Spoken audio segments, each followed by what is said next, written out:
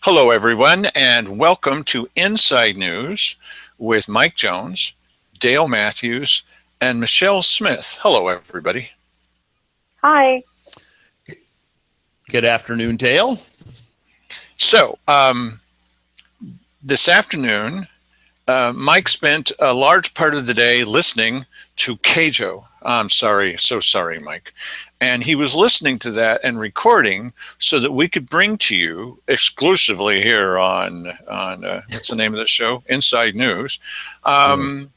Keith Eck's radio ad that's playing on Keijo. This should be entertaining. Let's listen and let's listen and learn.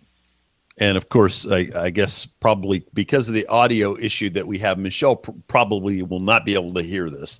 That's to her benefit, yes. But everyone else will. And this, I had heard this ad once before. My wife clued me into it. She said, "You got to hear this ad on Keijo," because she is hearing it as she's driving around town in the car. And so I had heard it on the air and didn't happen to catch it. I did record it this afternoon.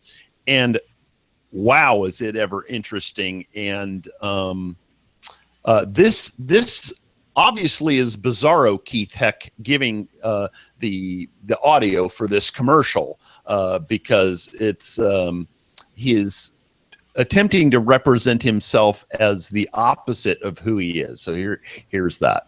Hello, I'm Keith Heck, your current Position 2 County Commissioner. I am looking to you to allow me another term. It is slightly amusing to me how there are those who believe that if you make enough noise and throw around enough slurs and insults, you are effectively leading and can get things done. Well, that is not my style nor methodology.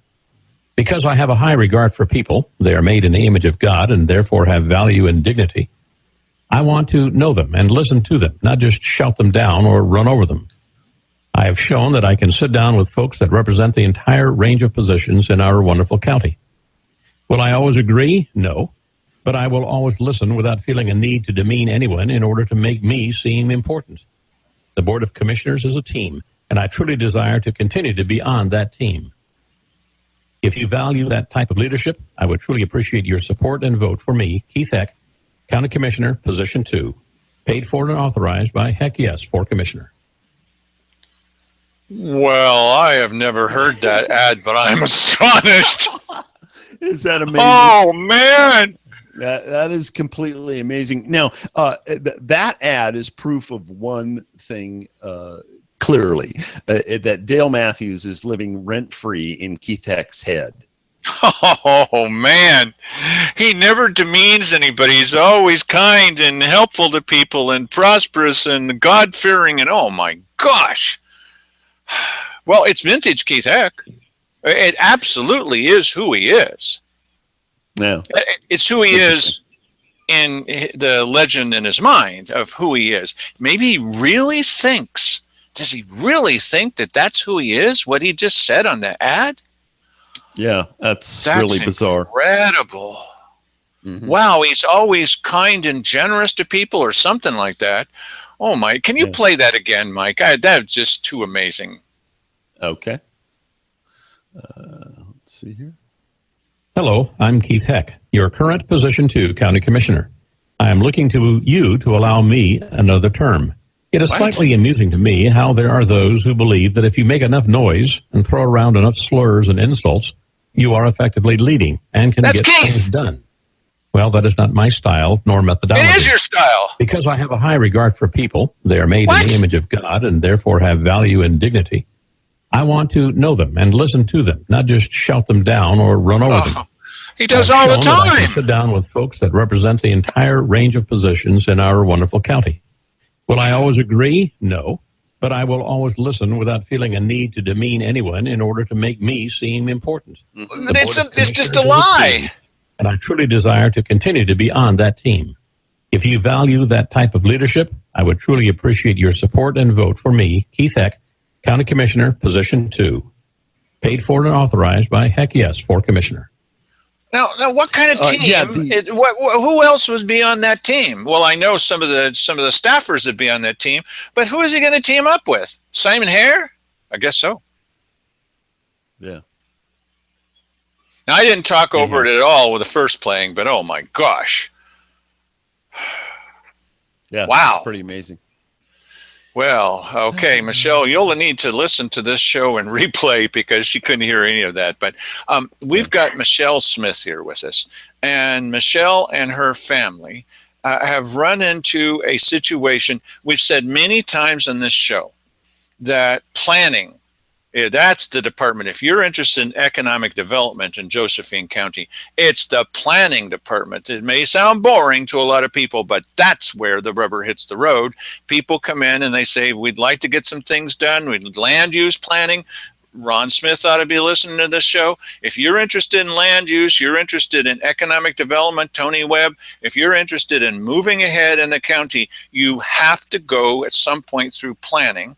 And Michelle Smith here and family have had an interesting insight. She's going to give us a little bit of background, and this isn't going to surprise anybody, including you, Mike, but the response from James Black, who is temporarily at least running the planning department, may surprise some people. It's not going to surprise Mike, but it's going to surprise some people about the attitude. And I've not heard this from this guy, but she has, this is direct. So Michelle, give us the Reader's Digest version of the background behind this, and then what James Black of the planning department, the county planning department, had to say, please. Okay. Hi, Dale. Hi, Mike.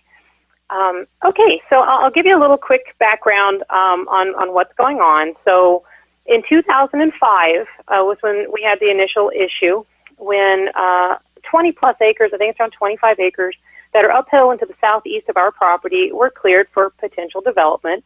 They were going to put several houses on it. And so they took a fair amount of vegetation and trees off the property in order to do that, of course.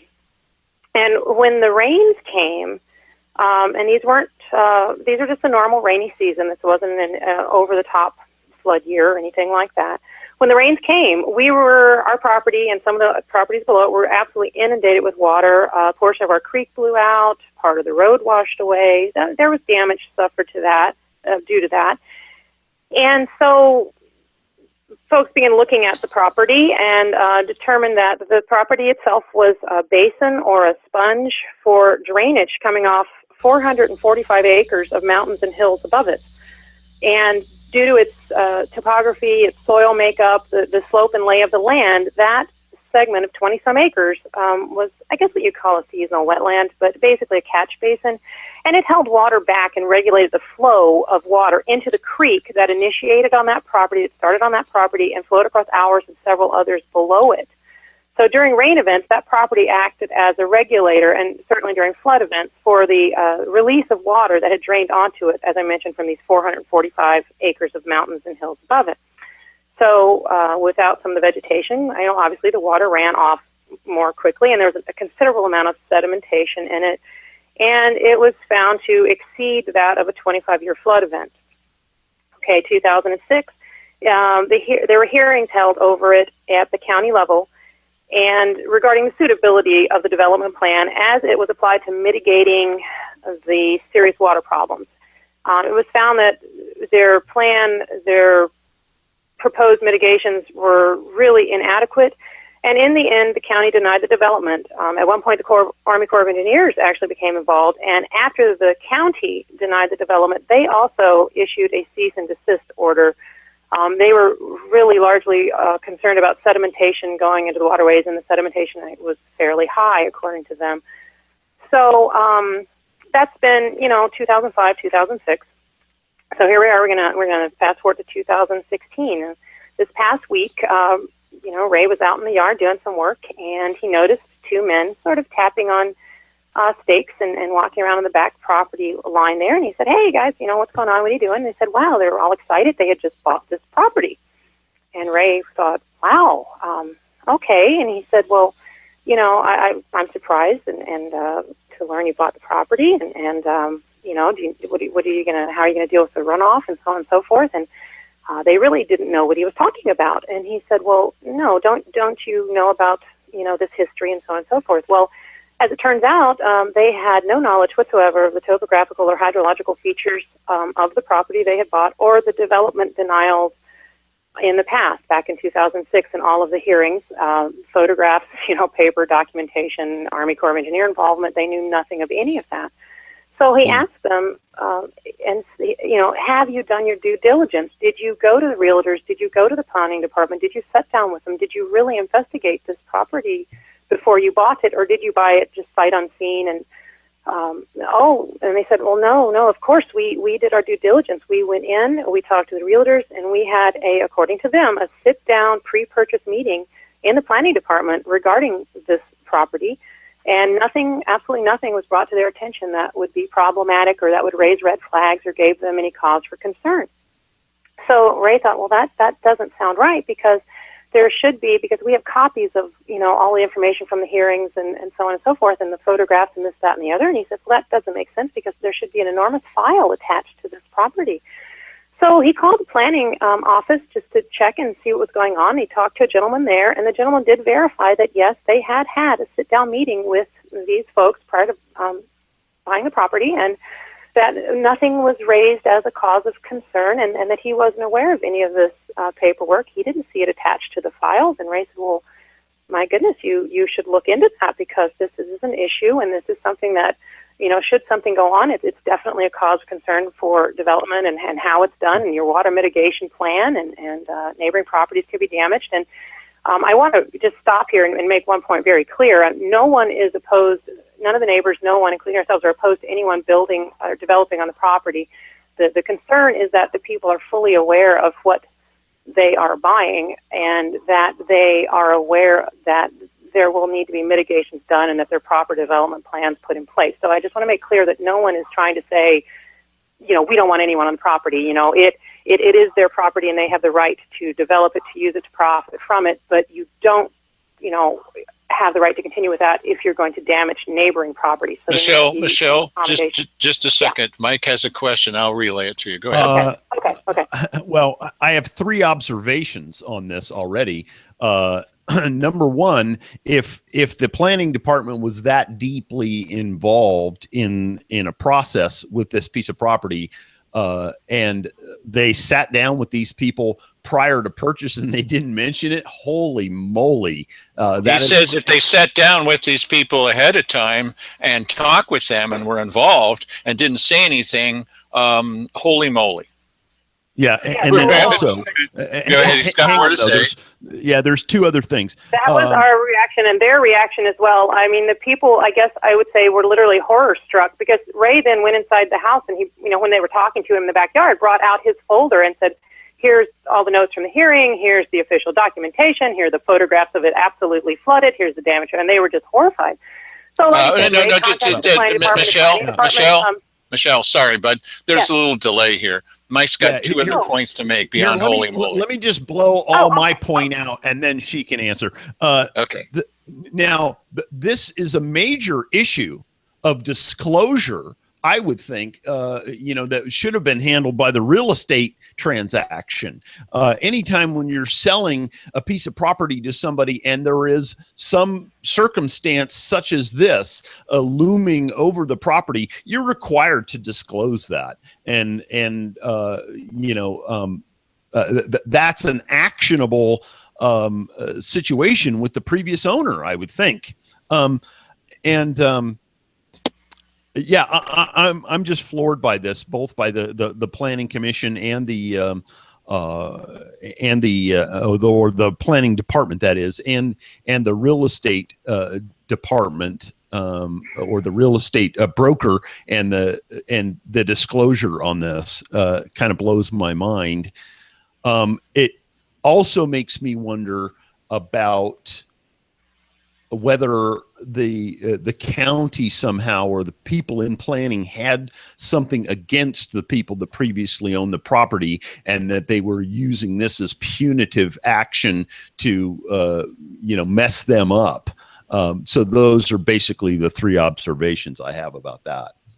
Okay, so sorry to everybody, including to Michelle, that you couldn't hear Mike. She can't hear Mike. But Mike points out that it is a major issue about disclosure from the real estate people. That's an actionable item. And he's kind of wondering whether or not the planning department, that there might be something up with this, and maybe they just don't like the previous owners. And what reason could they possibly have for sitting down with the new people, and nobody, not the real estate people and not the county, have mentioned any of these problems? Michelle, go ahead. Okay, well, the next bit that I'm going to explains that to a certain extent. So Ray questioned this as well. He said, "How on earth could you sit down with these individuals, knowing what I know and knowing the history of this issue and the property, and certainly the county has records of the hearings and the Army Corps of Engineer involvement and so on and so forth. How on earth could you sit down and not have disclosed this?" And the guy said, "You know what, I'm going to look into that." He said, "I know if you say that these files must be here somewhere, yes, we're going to look into it." Looked into it, and a gentleman called Ray back and said, "Oh, well, we changed the tax lot numbers on that property. And when we changed the tax lot numbers, somehow the tax lots then became disengaged or separated from all of this information." So there was no connection between the property under the new tax lot number and the hearings and the cease and desist orders and the denial of development and the water issues and so on and so forth. And that's how not they the proper, that happened. And Ray said, "Well, my goodness, what are you going to do about that? We need a solution. What's going to happen? Because this is a big issue." And at that point, that was a younger gentleman, and he said, "Well, you know what? This is kind of, I think, a little bit above my head. You're going to need to talk to a Mr. James Black, who is the planning department, I believe, interim director or planning department. That's correct. Planning department director, yes." So this morning, James Black called Raymond back and, said, "Well, I've heard you've made a call here and had some inquiries about this particular property and so on and so forth." And Raymond reviewed a little bit of the history with him, and he pointed out that he had been told that these tax lot numbers for the property had been changed, and along with that change, there was a disconnect between the development history of the property. And he had met people that claimed that they were the new buyers in our own backyard, and spoke to him in person. They claimed that they had gone in and had a sit down with the planning department. Raymond then said, as far as I'm aware, there has been no successful mitigation of the water issue since this happened back in 2005 and 2006. And to be honest, our property is still gradually being damaged to this day.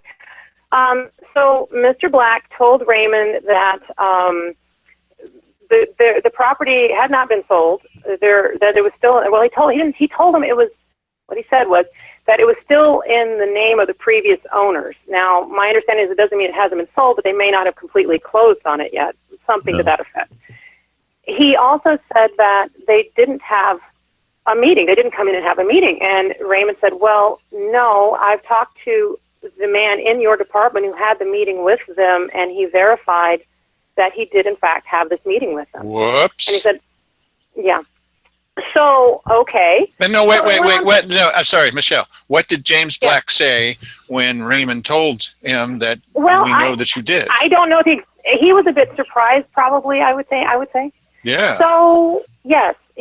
So they continued talking a little while longer, and Ray said, kept bringing up that there were serious issues, and they really needed to get this material attached to the new tax lot, and they couldn't allow them to continue and develop with no knowledge or regard of the problems that you are walking into.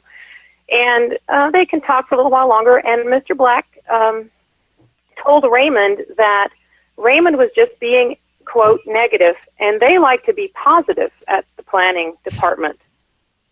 And so, in other words, Raymond, you're being the problem. You're not being the cooperative. You're being the problem. Versus, wow, you're a neighbor who knows the history. You're a neighbor that has noticed something has gone awry as far as, the history of this property and how it pertains to new owners and development and so forth. You're someone who recognized something that has gone awry. You're also someone whose property has been damaged by previous attempts at development with unmitigated water problems. So instead of looking at it as if you're a concerned neighbor, you're someone who's trying to point out a problem, it was you're negative and we're positive.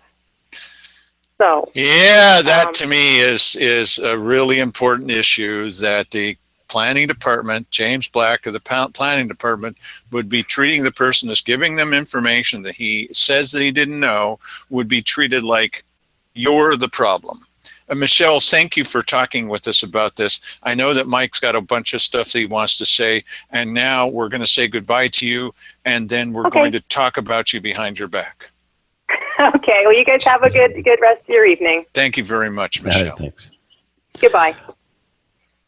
I mean, just knowing what I know about the way government works, I sort of have to wonder if they were using the planning department in some way to screw over this current owner of the place, and then they so they make it impossible for this person to develop this piece of property and make them want to sell. That person sells to somebody else who may be a friend of the planning department.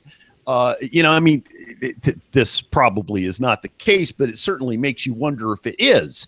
Then they sell it to their friend, or some friend shows interest in it. They remove the problem from that person and allow them to come in there and do what they want with the property. It's just a scenario popping into my head. But you know what? When you have government that is criminal, which in many cases, what happens in local government here is along those lines. You sort of have to wonder about these things. Why is this happening? When that big of a cloud is hanging over a piece of property like that, I really fault the real estate operation. Not necessarily the broker, but the title transaction there, because they're supposed to, if there's any clouds on title, if there's any issues with that piece of property, and they even ask you, as when you're going through your closing documents, is there anything that you need to disclose about this property? And that certainly would come up. Absolutely. Right. Yeah, well, so now the reason why people in general would come up with questions and come up with interesting answers to it, we've talked many times in the show. When you hear something and you say, that's very interesting, that's what you got to look at. And because of the history of these county commissioners, and because of the staff who are even worse, but you don't see much of them, it makes you wonder what the heck is going on here. Yeah. And heck is the right word for this. And it may be it may just be incompetence, really. Well, but the thing that gets me, the thing where she was telling me the story, and I came to, wait a second, we got to have you on the show right away. Just heard this earlier today, is James Black and his response to them that, well, you're being negative and we like to be positive. Oh, really? Yeah, and listen, I'm all for county officials being positive when it comes to helping people to get things done in the planning department. That is not typically how it is. If it is that way in this county, I have not experienced it. And to be honest, I don't really have. I have one experience with the county planning here, and it was a minor thing, and it was. So I really don't know what their philosophy is here. I have found, generally speaking, as a general contractor, I've dealt with a lot of planning departments in my day, and I found most of them are quite adept at making it tough for you to get done what you need to get done, as opposed to greasing the skids. Where have we heard that someone comes forward, they say that there's a problem, and then everybody laughs and pokes at them and makes fun of them, led by a county commissioner? There's something wrong with you. You're probably just a porn addict or something else. I mean, we've heard this kind of stuff before. I've been the victim of that. And just trying to tell you something, I'm one of the contributors to the library. Yeah, that's awful when it happens, but you're sitting there doing stuff and that's yucky. Hey. So, I'm not saying that it's news, except I've not heard this. I've heard lots of things at these public meetings about the planning department. I've not had my own personal relationship with, but here's someone who did. And I'm disappointed, though, again, I don't think it's necessarily news, that the attitude would be, well, you're bringing us a problem. We like to be positive about things. Hey, how about solving problems instead of just glossing over them? Well, okay, so part 2 of our show, and we're going to play as much as we can, and we may be back again, is when the people have made it abundantly clear how they feel about something again and again and again, then there's only 2 solutions for city government or county government to have. One of them is to listen to the people and say, okay, we've heard you, and we're going to do it the way that you want because you're paying the bills. The other way to go, and this is increasingly happening, is that the city council, Grants Pass City Council, and their staff have decided to totally ignore the people, to move full steam ahead because they like it, and to hell with everybody else, really, honestly. And so you'll get to hear now an update from John Bowen, who is the main architect of the new city image, and he's going to lay out some of the details for the city council. We won't be able to hear all of it this time because this is a pretty interesting story from Michelle Smith. Her husband is running for county commissioner. You've already figured that out. You're smart people. And so here is the Grants Pass City Council from Monday. John Bowen is doing the speaking. Then in terms of in the first quarter, some activity highlights that our office undertook, and of course the branding project was a big part of that. Oh yeah. And very intensive, and a lot of meetings with the council, a lot of steering committee meetings, working with our branding experts on that, and again, we're really excited that it's complete. We introduced a highway billboard, so we have a location that we have a year contract on, and we'll soon be putting up a new version of it with our brand. Did anybody know that not only have they ignored the advice of the people who said very strongly they hate this new logo, they hate this new idea, they don't want them spending the money on this, that they had signed a contract for a billboard doing exactly the same thing? Wait till you see these huge, they're huge, these huge orange signs, orange, stuck all over town.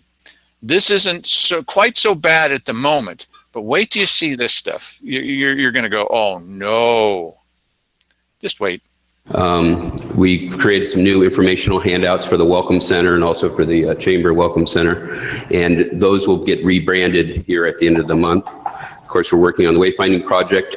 And then Rogalore. Rogalore is a project that it's kind of an ambitious project, and we're working on.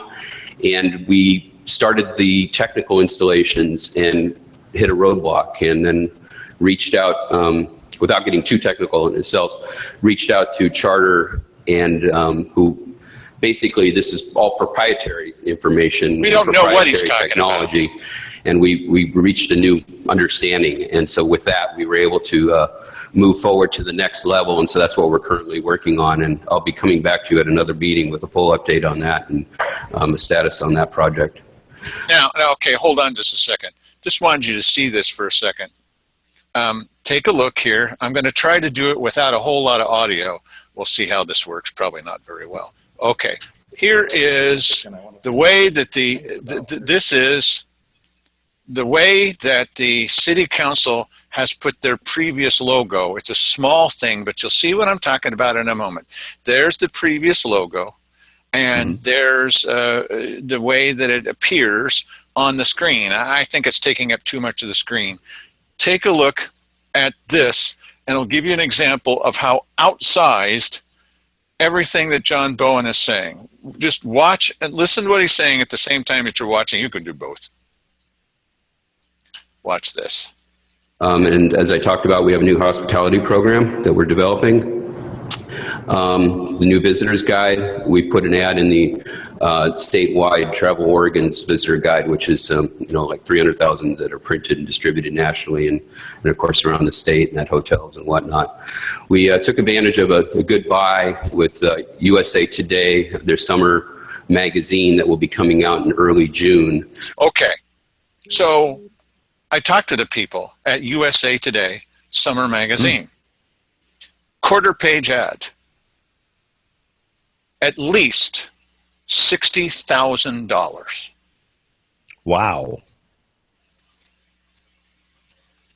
So all in, hopefully there's not a lot more stuff you want. There goes another tens and tens and tens and tens of thousands of dollars. Well, we're right in the middle of a public safety fiscal emergency, and that's all they could afford. They wanted the half-page ad, but they're skimping, Dale, and for the purpose of being prudent. Can't you see that, Dale? The information I got, and I couldn't get everything, probably not until it's done, is that a quarter page ad may be required because it's so skimpy to be only in black and white. Lovely. Well, what great amount of and don't forget now that the solemn study that they did that said that most people come here because they have relatives here. So you can just imagine that if you're looking through USA Today, right, the magazine. Have you ever seen the magazine? I haven't, but maybe everybody else in the world has. And people are going to be flipping through that and go, well, look, here's a quarter page black and white ad for $60,000. Why, I think it's time to visit Aunt Jenny. Oh, no, I don't have an Aunt Jenny that lives in Grants Pass. She lives in Ashland, or she lives in Portland. But I'm going to travel to that Grants Pass because it's got this big ugly logo. Woo! Yeah, Trying to tell them we don't like it. We don't want them to spend money on this, but they're bound and determined to do so. And the thing that bothers me the most, now I'm on my high horse, the thing that bothers me the most is we made it crystal clear to these characters. This is all following the city sales tax. We made it crystal clear what we think about this. And they got together and decided, no, you know, and you heard Dan DeYoung say this. We played the tape here. We like the thing, so we're going to do it. Well, there's your representation. And let's have county commissioners like that, by all means. And we've got a quarter page ad in that. Of course, we hosted a merchant public safety meeting. The Chief Landis talked to the merchants about the different things for issues for downtown. It was a really good, very productive meeting. We worked with the Chamber on the First Impressions program. Then we, grantspassport.com, which has been a project in development over the last year, is now in its final phase and will be debuted in June. And I'll be showing you more of that in a second. And then we kicked off pre-production for Art Along the Road, which is now well underway, and we're anticipating another great year of that. Other activities for the first quarter, of course, I'm on the board for Travel Southern Oregon, so we had some board meetings. Our downtown welcome center was admitted into the bike friendly program. There's that ad again. Sorry, that's a typo. The art study project that we're doing is part of a national program. I've talked about this before, but it's basically we're working with the Grants Pass Museum of Art and kind of studying the financial impacts of art in our area. Okay. They're studying the financial impacts of art in our area. I wonder, I wish they would study the financial impacts of frivolous spending by city governments. You know, maybe how about the financial impact of not enough law enforcement because there's a fiscal emergency and Mayor Darren Fowler says we'll soon have to be carrying AK-47s around town, and out in Cave Junction, one of the officials out there says it's a war zone. Meanwhile, on the art side, we're going to study the fiscal impact of art on our community. Well, we've got these bus shelters. Look at all the art there. Isn't that wonderful? Why, that's attracting, 90 people to come and see a plaque and a rock. Yes. Lovely. Yeah, this is why getting data on that and comparing how we can make art more of an economic driver in our community. Make art more of an economic driver in our community. Mike, you want to take on that project? Well, listen, we do have art shops here in town. Yes. And so either they're making money hand over fist and it rationalizes the adding of more shops that sell art, or it doesn't. That's and I don't know that putting more, City money. hip signs around town is going to help that a great deal. Listen, I realize they have this vision in their mind. They're envious of Ashland. They want to be Ashland. We're not Ashland, okay? I wish that they, and this is something that, we used to do. We used to be prudent about the money that we took in. Now we're just envious of others who have more tax money to spend, and we want to be just like them. And we want to live in some hoity-toity place, even if we don't live in a hoity-toity place. I'm fine that there are hoity-toity places and non-hoity-toity places. Why do we want to be like Ashland? And how does that help city government at all? And how does that help the people that live? Uh-oh. He's They frozen. would stop pursuing it with massive quantities of money. Yeah, our money. And shouldn't keeping us safe, especially given their attitude about it being an emergency, shouldn't that come first, second, and third? Well, they have made the point on a number of occasions that safety and economic development go together, and I'm somewhat in agreement on that, and greatly because of the fact that these same city and county officials have made it a pastime to talk down the county and say what a lawless war zone it is. They have done that, and the old sheriff, Gil Gilbertson, is more guilty of that than anybody else. He was going outside the state to talk about this kind of thing, about how lawless we were, because he was promoting a levy. And he was using pressure on people in California and Idaho and Nevada and other states to try to pressure us into passing a levy. He was. Yeah, I don't understand why don't we just take the money that we have and be very prudent about it? Stop hiring people we don't need. Stop having departments that aren't required.